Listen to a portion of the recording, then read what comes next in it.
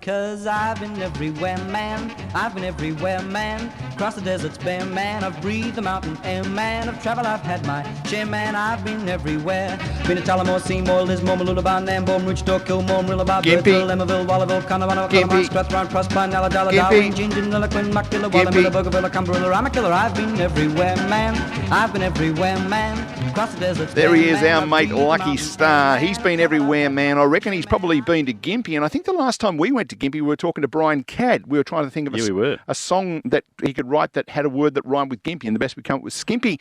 But this second half of the program has been very arty. We've spoken to a choir director, and now we're going to speak to a leading artist in that part of the world. She was in Nambour last night. She's in Gympie today. Hello, Cindy Vogels. Good morning, you two. Thanks for being part of this circus, where I've struggled to say the name of the radio show twice this morning, but it's all good. Tell us, first of all, a bit about Gympie, and then we better hear about some of the artistic ventures in which you participate.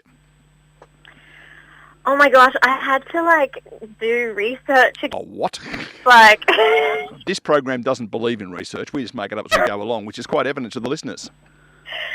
I actually dropped one of my runway models home last night and didn't realise how big my region was. It was like 40 minutes from home northwest in Woluga, where I've never been, and I felt terrible, and I'm definitely going back to Woluga in the next couple of weeks because they've got an incredible new venue there. But yeah, so Gympie is like over 6,000 square kilometres now with the greater Gympie region, and we're past 50,000 people. We go north to Theebine, out to Woluga, west to Goomeri, Boubijan, south to Imbil, Bruloo, and then east, of course, our beautiful Kalula Coast, Tin Can Bay and Rainbow Beach. Sounds like you read that very well off your research. It was actually like a really creative diagram.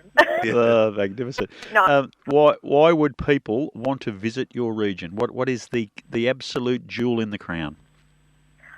Oh, I think if you're like a festival person, probably our muster. Our Gympie Music Muster is definitely our, festival jewel in the crown, but there's heaps more festivals. And if you're thinking of like experiences, probably the Mary Valley Rattler, our gorgeous heritage steam train. Okay. If you're thinking the beach, then Rainbow Beach, just for the coloured sands and the, being able to drive a four-wheel drive forever with the windows down and go fish fishing. And you can still hand feed the dolphins in Tin Can Bay. There's a pod of 9 currently that are cared for there. Unfortunate juxtaposition of tin cans and dolphins, but we won't go there just at the minute. Kayaking tours on the Mary River. How far north out of Brisbane are you? We are 90 minutes north. Okay, so to translate that for Victorians, that's like Phillip Island distance. So it's not a million miles away. It's very, very doable in a day. Oh, so easy. I mean, my partner lives in Brisbane. Okay. And and I have a satellite studio in Brisbane to work with all my music artists. And if I pick the time of the day right, it's like, it's actually a really great drive because we've got a new highway segment between Nambour and Gympie now, which is just like a dream. There's a lot of Victorians now listening on satellite as they're driving their camper vans or pulling their caravans through your neck of the woods. Do you have a lot of obvious Victorian traffic up there as in your day-to-day life? Because I know a lot of them go there.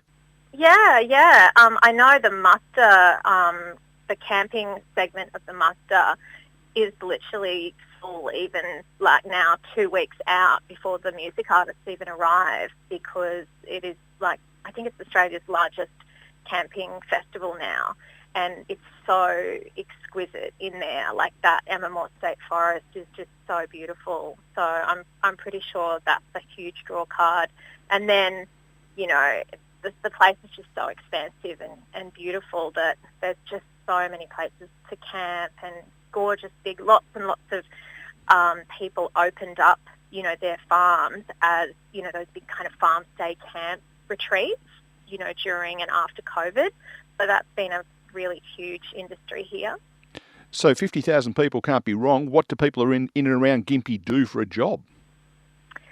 So I guess there's a lot of produce, a lot of people produce, on farms, and then we have lots of various industries. Like the town is actually quite, solid now. Like there's a lot going on here and a lot of growth, and lots of people too work between here in the Sunshine Coast, and there's plenty of, I guess because we've got so much space, you'd be surprised, Nestle's here and Nolan's Meats, and there's some pretty big industry setups here.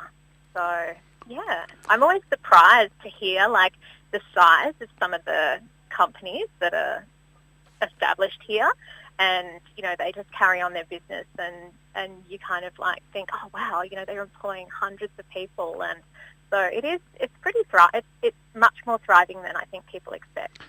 Now, Cindy, you are also a milliner. You want to tell us a bit about that? She makes hats too. Yeah, I heard that. That's actually a tiny part of what I do. I'm a production designer, so that encompasses sets and stages and costumes, wardrobes, hats.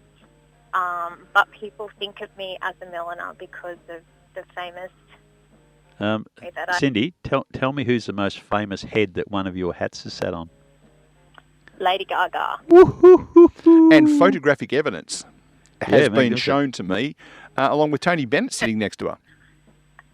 Yeah, in 2014 at the Lincoln Center for Jazz in New York City. Well, you give yourself a pat on the back, young lady, because that is a very, very famous head and one of my favourite entertainers. And I know she wears some weird stuff. Her famous steak dress probably carries the prize for it. But if you've got a hat that she's had comfortably sitting on her head, then you've done a good job. Thank you so much. Yeah, my children, when it actually came back to me sometime afterwards, the stylist that procured it sent it back to me as a gift, and I'd lined the inside of it with velvet, and my children used to rub their fingers on it. and get some of Lady Gaga's dandruff. What a great story that is. Cindy, we have got to go, but it's always good fun talking to you. A bundle of energy from Gympie. Thanks for telling us about your hometown, and look forward to catching up with you at some stage. Thank you so much. Have a lovely day. Thanks, Cindy. Cindy Vogels there from Gympie.